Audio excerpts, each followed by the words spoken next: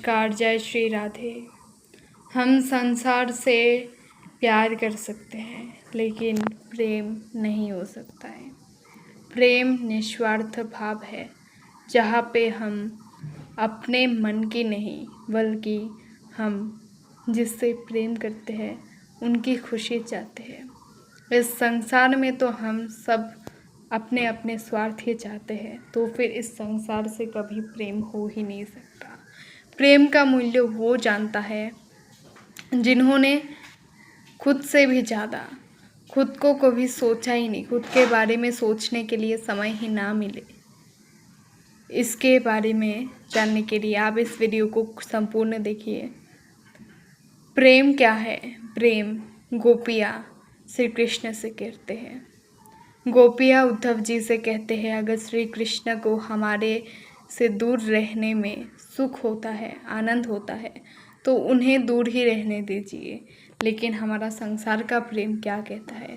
संसार का प्रेम कहता है, अगर मैं जिससे प्रेम करता हूँ वो मेरा सामने रहेगा तो हम सुखी रहेंगे, खुश रहेंगे, प्रसन्न रहेंगे। लेकिन भगवान के प्रति जो गोपियों का प्रेम है वो अनंत अपार है।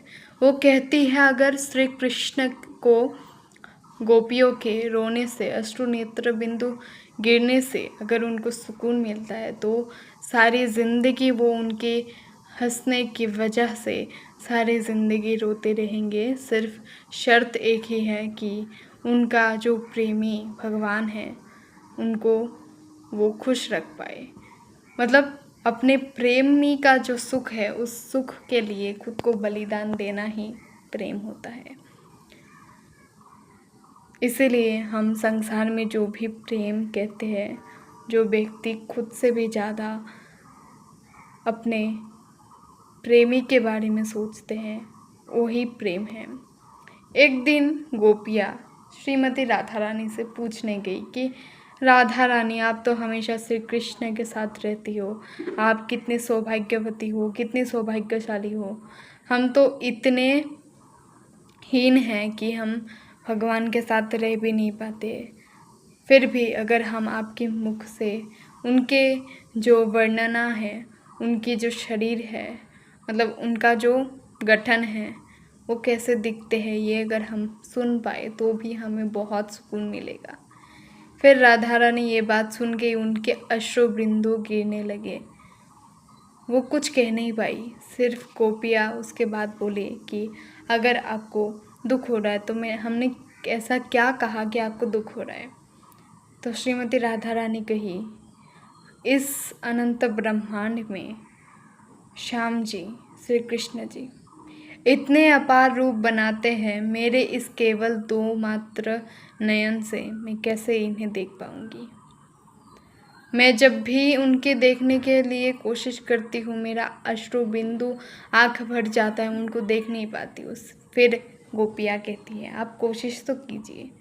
राधा रानी कहती है, मैं कोशिश तो कर लूँ, लेकिन ये जो नेत्र है वो सिर्फ और सिर्फ 2 ही है, और इस 2 नेत्र में भी समस्या ये है कि इसमें पलक जो एक झपकती हो तो सालों सदियों बीत जाते हैं। ऐसा लगता है मानो पूरा एक युग ही बीत गया है। तो मैं कैसे कहूँ कि भगवान श्री कृष्ण कैसे दिखते हैं? मैं जब भी एक पलक बंद करके उनको देखूँ तो वो स्वयं रूप बदल देते हैं। उनकी इस अनंत रूप का मैं क्या ही वर्णन करूँ। अगर विधि होती, वो ब्रह्मा जी से कहती है कि इस विधि ने कैसा ये सृष्टि किया है, जिसमें श्रीमती राधा रानी को ये ब्रज दिया है, श्याम सुंदर का संग दिया है, उनका प्रेम दिया है, लेकिन केवल 2 नेत्र दिए हैं, जिन 2 नेत्रों में भी एक पलक दे दिया है। उस पलक को झपकते ही वो श्याम सुंदर के रूप को देख नहीं पाती है इन 2 नेत्र से। अगर वो विधि होती तो उनका हर शरीर का रोम रोम में वो नेत्र बना देती और ना ही पलक रहती। तब जाके सखियों को कहती है, तब जाके कुछ मैं कर पाऊँ, कुछ मैं देख पाऊँ उनके लिए।